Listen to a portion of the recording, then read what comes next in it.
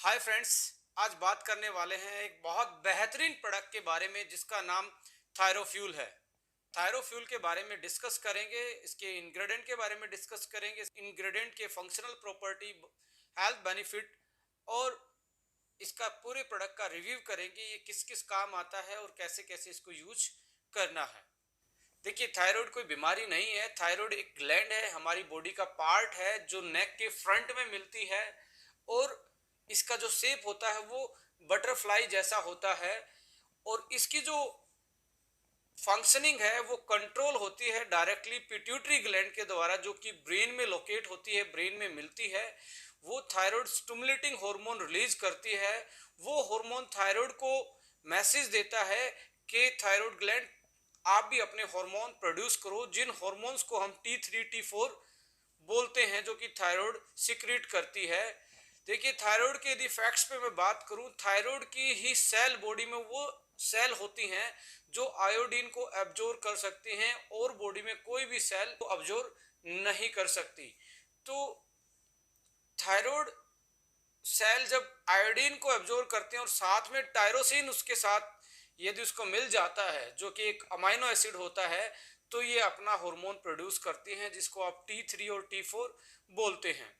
और जैसे ही thyroid gland secrete करती है T3 और T4 को, वो ब्लड स्ट्रीम में चला जाता है और ब्लड स्ट्रीम से पूरी बॉडी की सेल उसके द्वारा रेगुलेट होती हैं। कोई भी सेल पूरी बॉडी में बिना T3 बिना T4 के मेटाबॉलिज्म रिएक्शंस को रेगुलेट नहीं कर सकती। यानी कि हमारी बॉडी का जो मेटाबॉलिज्म कंट्रोल पॉइंट है वो हमारी ग्लैंड थायराइड है। तो इसकी फंक्शनिंग को बेटर रखना, इसकी फंक्शनिंग को नॉर्मल रखना हमारे लिए बहुत इंपॉर्टेंट है। बिकॉज जब तक हमारा मेटाबॉलिज्म कंट्रोल में नहीं है तब तक हमारी जो हेल्थ है वो बेटर नहीं रह सकती। तो हमारे लिए थायरो केयर करना बहुत इंपॉर्टेंट है। आइए इसके बारे में और ज़्यादा विस्तार से जानते हैं। देखिए, थायराइड जितने भी मेटाबॉलिज्म हमारे रिएक्शन हैं, मेटाबॉलिज्म को कंट्रोल करना मेन फंक्शन है हमारी थायराइड ग्लैंड का। अब ये मेटाबॉलिज्म होता क्या है? देखिए, जैसे कि कोई गाड़ी है, अब कोई पेट्रोल या डीजल की गाड़ी है तो उसकी एवरेज पूछी जाती है कि 1 लीटर में कितनी दूर तक ये चलेगी, यानी कि कितना kmpl इसका रहेगा। तो ऐसे ही हमारी बॉडी का भी एक पेस सेट होता है, कितनी एनर्जी वो रेस्टिंग पोजीशन में जीने के लिए लेती है, बेसिक रिएक्शन को रेगुलेट करने के लिए लेती है, उसको हम मेटाबॉलिज्म बोलते हैं। बहुत सारे लोग ज़्यादा खाते हैं फिर भी मोटे नहीं होते, तो उनका एक ही रीजन होता है कि उनका जो बेसल मेटाबॉलिक रेट है, जिसको बीएमआर बोला जाता है, वो हाई है। यानी कि उसकी जो एवरेज है बॉडी की, जो जैसे गाड़ी की एवरेज होती है, ऐसे ही उस पर्टिकुलर बॉडी की एवरेज भी कम है, यानी कि ज़्यादा एनर्जी चाहिए उसकी बॉडी को अपने मेटाबॉलिज्म को रेगुलेट करने के लिए। इसलिए वो ज़्यादा खाने के बाद भी कुछ लोग पतले रहते हैं। और कुछ लोग ये बोलते हैं जी मैं तो पानी ही पीता हूँ, वो भी मेरी बॉडी पे लग जाता है। इसका मतलब उसका बेसल मेटाबॉलिक रेट बीएमआर लो है, यानी कि कम एनर्जी में भी वो उसकी बॉडी आराम से सर्वाइव कर जाती है। तो ये बेसल मेटाबॉलिज्म पे डिपेंड करती है हमारी बॉडी कि कितनी कैलोरी वो बर्न करती है रेस्टिंग फेज में। तो जो बीएमआर है वो रेगुलेट होता है थायराइड ग्लैंड के हार्मोन की वजह से, जिसको हम T3 T4 बोलते हैं। अनदर इंपॉर्टेंट वर्क जो है थायराइड का, वो है बॉडी के टेम्परेचर को कंट्रोल करना। थर्ड काम है बॉडी के वेट को कंट्रोल करना। आपकी बॉडी का वेट जो कंट्रोल होता है वो भी थायराइड की फंक्शनिंग पे डिपेंड करता है। ब्रीदिंग, हार्ट रेट, बीपी, ये भी हमारी थायराइड के द्वारा ही रेगुलेट होते हैं। इनका जो मैकेनिज्म है हार्ट रेट का, या हमारी जो मसल स्ट्रेंथ है, या हमारी ब्रीदिंग है, ये कंट्रोल होती है हमारी थायराइड की फंक्शनिंग के द्वारा। कोलेस्ट्रॉल के लेवल को ये मेंटेन करती है। कैल्शियम के लेवल को ब्लड में थायराइड ग्लैंड मेंटेन करती है। और फीमेल्स में जो पीरियड साइकिल है उसको भी मेंटेन करने का काम हमारी थायराइड ग्लैंड करती है। यानी कि जितनी भी मेटाबॉलिक क्रियाएं हमारे अंदर होती हैं, जो रिएक्शन हमारे अंदर होती हैं, उनको कंट्रोल करने का काम थायराइड ग्लैंड के द्वारा ही होता है। अब बात कर लेते हैं abnormal function of thyroid gland. देखिए, दो टाइप के एबनॉर्मल फंक्शन थायराइड ग्लैंड की वजह से हमारी बॉडी में मिलते हैं। पहली एबनॉर्मलिटी है हाइपोथायरॉयडिज्म, यानी कि हाइपो का मतलब होता है कम। हमारी जब थायराइड ग्लैंड T3 और T4 के सिक्रीशन को, यानी कि उनका जो प्रोडक्शन है, वो यदि एक मिनिमम लेवल से कम बनाना स्टार्ट कर दें तो इस सिचुएशन को हम हाइपोथायरॉयडिज्म बोलते हैं। तो कैसे पता लगेगा कि आप हाइपोथायरॉयडिज्म के पेशेंट हैं? आइए इसके सिम्टम्स को डिस्कस करते हैं। सबसे पहला सिम्टम्स, एक तो आपको नींद बहुत कम आती है, पूरी बॉडी फटीक रहती है, पूरी बॉडी में स्ट्रेस रहता है, लो एनर्जी रहता है, और आपको कोल्ड की सेंसेशन ज्यादा रहती है, यानी कि ठंड ज्यादा लगती है। ज्वाइंट्स और मसल का पेन होना, डिप्रेशन का शिकार होना, किसी भी चीज पे कंसंट्रेट करना बहुत ज्यादा डिफिकल्ट हो जाता है। पीरियड साइकिल भी ज्यादा फ्रीक्वेंट हो जाते हैं, ज्यादा हैवी ब्लड फ्लो हो जाता है जब आप हाइपोथायरॉयडिज्म के शिकार होते हैं। ये कुछ कॉमन सिम्टम्स हैं, और भी रेलिवेंट सिम्टम्स हो सकते हैं, बट ये कॉमन सिम्टम्स हाइपोथायरॉयडिज्म में मिलते हैं। अनदर अबनॉर्मलिटी आती है इसके फंक्शन की वजह से, हाइपरथायरॉयडिज्म।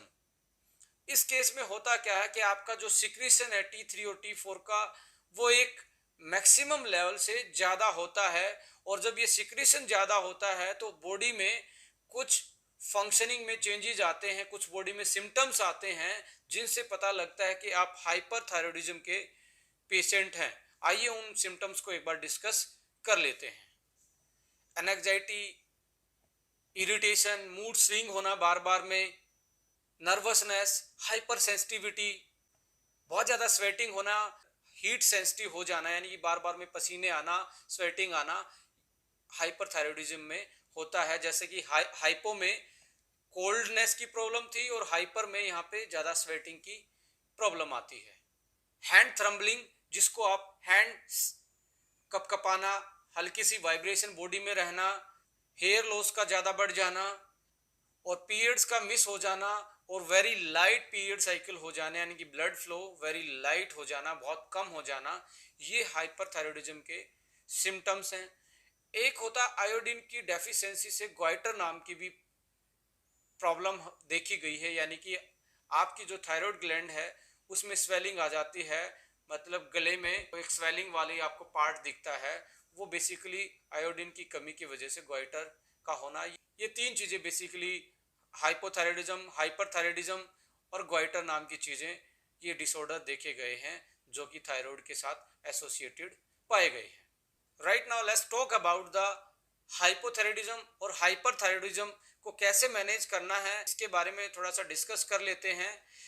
हमने जो थायरोफिल डिजाइन किया है बेसिकली थायराइड की फंक्शनिंग को नॉर्मल करने के लिए किया है, चाहे वो हाइपो हो या हाइपर हो, दोनों को ये नॉर्मलाइज करता है, एक नॉर्मल लेवल तक आपकी थायराइड की फंक्शनिंग को लेके आता है।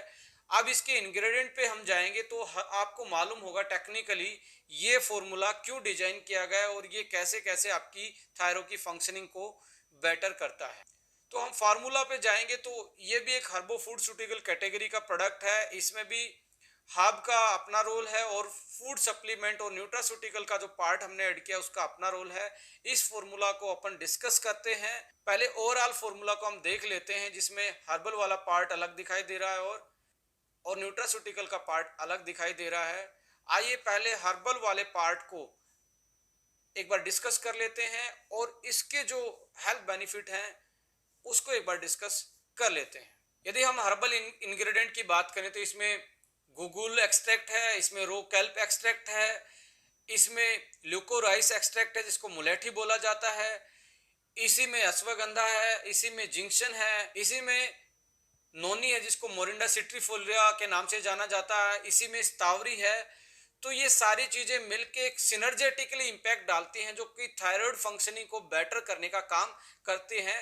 तो थोड़ा थोड़ा ब्रीफ कर लेते हैं थायराइड की फंक्शनिंग में पर्टिकुलर हर्ब्स का अपना अपना क्या रोल है। सबसे पहले हम गूगल के बारे में बात करेंगे। देखिए जो गूगल है वो आयोडीन के अपटेक में हेल्प करता है थायराइड ग्लैंड की, यानी कि जैसे आप गूगल एक्सट्रैक्ट या उसका कोई सप्लीमेंट स्टार्ट कर देते हैं तो आपका जो आयोडीन का अपटेक है थायराइड की सेल्स का वो ज्यादा हो जाता है, जिससे उसकी फंक्शनिंग बेटर हो जाती है।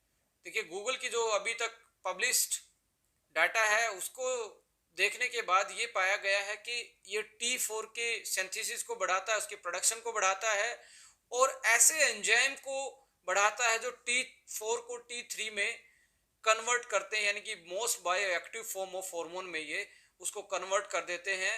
मीन्स T3 ज़्यादा बायो एक्टिव हार्मोन है, बायो पोटेंशियल हार्मोन है एज कंपेयर टू T4, यानी कि T4 को कन्वर्ट करवा देता है T3 में।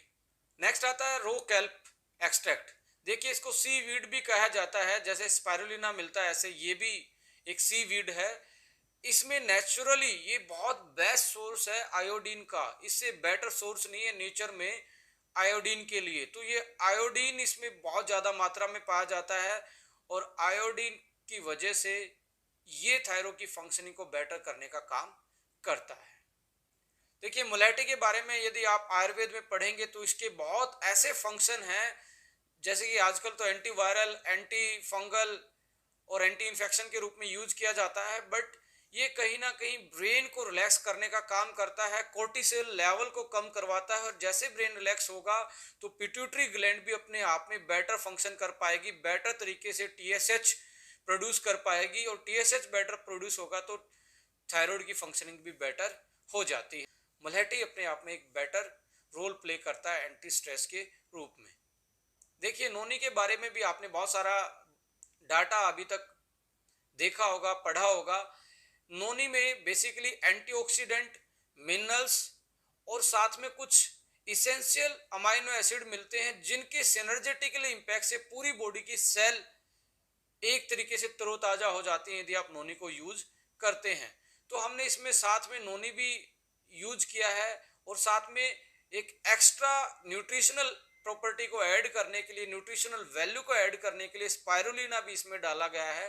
तो ये इतनी सारी हर्ब साथ में मिलके कोई एंटीऑक्सीडेंट का काम करती है, कोई न्यूट्रिशन प्रोवाइड करती है, कोई एंजाइम को रेगुलेट करने का काम करती है, कोई ब्रेन को रिलैक्स करती है, कोई आयोडीन के अपटेक को बढ़ाती है, कोई आयोडीन का सोर्स है। तो ये सारी चीजें मिलके थायराइड की फंक्शनिंग को बहुत बेटर तरीके से नॉर्मलाइज करने में आपकी हेल्प करती हैं। अब दूसरे पोर्शन पे यदि मैं बात करूं जो कि न्यूट्रास्यूटिकल और फूड सूटिकल वाला पार्ट है, तो उसमें हमने ओमेगा डाला है, विटामिन B12 डाला है, बी कॉम्प्लेक्स उसमें ऐड किया है, कॉपर उसमें ऐड किया है, टायरोसिन उसमें ऐड किया गया है और प्रोबायोटिक्स तो हम बहुत सारी चीज़ों में मैक्सिमम प्रीमियम प्रोडक्ट में हम ऐड करते ही हैं। इसमें से यदि मैं दो चीज़ों को डिस्कस करना चाहूँ जो कि थायराइड की फंक्शनिंग में बेटर रोल प्ले करती हैं, एक आता है कॉपर और दूसरा है टायरोसिन। देखिए जो थायराइड की सेल है वो आयोडीन और थायरोक्सिन को अपटेक करके थायरोक्सिन हार्मोन बनाती है, यानी कि T3 और T4 का प्रोडक्शन करती हैं। यानी कि आयोडीन और टायरोसिन बहुत इंपॉर्टेंट हैं थायराइड की हार्मोन की प्रोडक्शन के लिए। ये बेसिक इंग्रेडिएंट हैं, ये नहीं होंगे तो थायराइड के जो हार्मोन है उनका प्रोडक्शन बेटर तरीके से नहीं हो पाएगा। इसमें कॉपर भी बहुत इंपॉर्टेंट रोल प्ले करता है।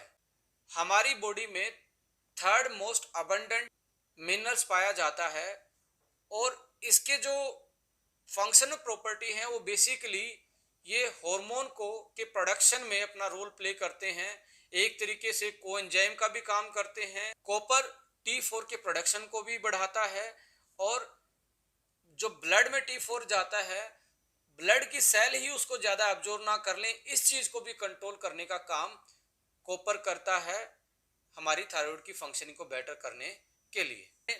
इसमें मैग्नीज भी हमने ऐड किया है जो कि एंजाइम को रेगुलेट करने का काम करता है, कोफैक्टर का काम करता है। तो ओवरऑल यदि इस प्रोडक्ट को आप देखेंगे तो इसमें बहुत अच्छी तरीके से हर्ब्स को सिलेक्ट किया गया है जो कि डायरेक्टली इनडायरेक्टली हमारी थायराइड की फंक्शनिंग को बेटर करती हैं। और ऐसे फूड सप्लीमेंट और ऐसे बायोएक्टिव इंग्रेडिएंट को साथ में लिया गया है, चाहे वो बी कॉम्प्लेक्स हो, विटामिन B12 हो या इसेंशियल मिनरल्स लाइक मैग्नीज है, कॉपर है, या जो इसेंशियल अमाइनो एसिड है जो थायरो हार्मोन के प्रोडक्शन में अपना मेन रोल प्ले करता है जिसका नाम टायरोसिन है। तो इन सारी चीज़ों को मिला के ये मुझे लगता है अभी तक के जो हमारे एक्सपीरियंस हैं, जो इस प्रोडक्ट के अभी तक के रिजल्ट हमारे सामने आए हैं, जितने डिस्ट्रीब्यूटर ने हमारे को रिव्यू दिया है प्रोडक्ट के बारे में, ये 7 से 15 दिन के आसपास थायराइड की जो फंक्शन है उसको नॉर्मलाइज करना स्टार्ट कर देता है। बट इसके यूज में ये ध्यान रखना है कि आप को यदि लंबी प्रॉब्लम है, लंबे टाइम से आपकी थायराइड की माल फंक्शनिंग है और आप कोई एलोपैथी या कोई हार्मोन जैसे थायरोक्सिन की टैबलेट भी खा रहे हैं, तो अपने फिजिशियन से एक बार कंसल्ट कर लेना है कि मैं इस प्रोडक्ट को यूज कर रही हूँ या मैं यूज कर रहा हूँ, तो मुझे कितना थायरोक्सिन का टैबलेट या जो ऑलरेडी मेडिसिन चल रही है उसको कितने डोज में लेना होगा, और अपने ब्लड टेस्ट दोबारा से 15 दिन में करवाएं। उसके बेस पे भी आप कंक्लूड कर सकते हैं कि आपकी जो फंक्शनिंग है वो कितनी नॉर्मलाइज हुई है और किस लेवल तक वो चेंज हो पाई है। एक और इम्पोर्टेंट चीज इसमें ये है, यदि आप थायरोफ्यूल के साथ KSM-66 या ब्रेन फ्यूल को इंक्लूड करेंगे तो और आपको बेटर रिजल्ट आएंगे, बिकॉज आपकी एनजाइटी का लेवल, आपकी जो पल्पिटेशन है, जो थ्रम्बलिंग वाला पार्ट है, जो इरिटेशन है, जो आपके मूड स्विंग्स के जो रिएक्शंस हैं, उनको आप इन दो प्रोडक्टों को साथ में इनमें से कोई एक प्रोडक्ट को यूज करके और बेटर तरीके से कंट्रोल कर सकते हैं। और फास्ट फूड को अवॉइड करना है, और मेडिटेशन बहुत इंपॉर्टेंट रोल प्ले करता है थायराइड की फंक्शनिंग में, बिकॉज जब आप ओम वर्ड को सुबह यदि मेडिटेशन में यूज करते हैं तो उसका ओ और मैं आपके ब्रेन तक वाइब्रेशन पहुंचाता है, ओ आपके गले में वाइब्रेशन पहुंचाता है।